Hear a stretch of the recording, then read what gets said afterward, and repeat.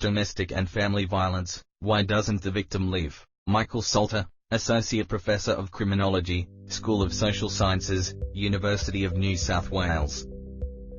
There are many reasons why victims of domestic and family violence stay in their relationships. It can take a while to recognise you're in an abusive relationship because perpetrators are quite effective at manipulating the way that the victim understands their relationship. There's a real process that victims have to go through to identify this relationship is unhealthy and it needs to come to an end.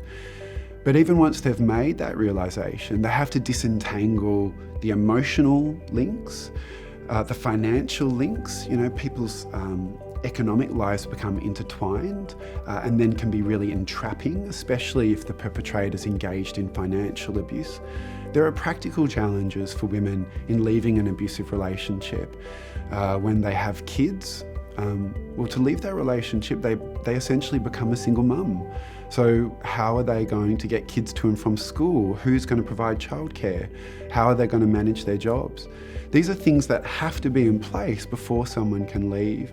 So there's a long planning phase often before somebody leaves an abusive relationship.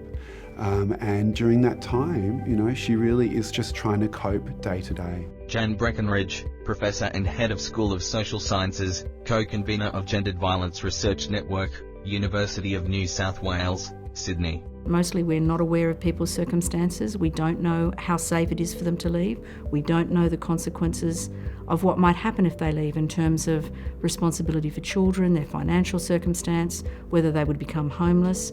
So it's very easy to recommend, but actually without being clear about the safety, I think it's a very dangerous thing to say. Leaving a relationship is the most dangerous time for a victimised woman. So if she's experienced domestic and family violence, he's often threatened her and told her what he would do to her if she does leave.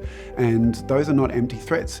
Men do follow through on these promises, and the majority of intimate partner homicides occur as the woman is leaving the relationship or immediately afterwards.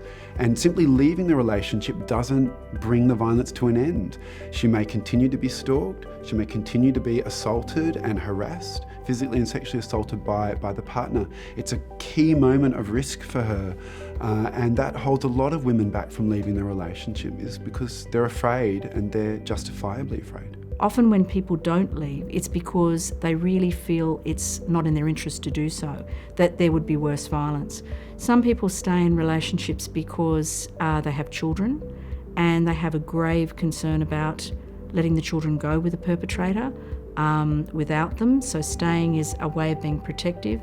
And I think for some people, they went into the relationship with a lot of hope, and they might still have residual feelings, and perpetrators are very, very good at saying, I'll change, I'll do this, I won't drink anymore, and it's very common for people to believe that and want to believe that their relationship can be saved. So there are a range of reasons why people might stay, and it's very difficult as an outsider and a non-counsellor to actually unpack that and do anything useful with it.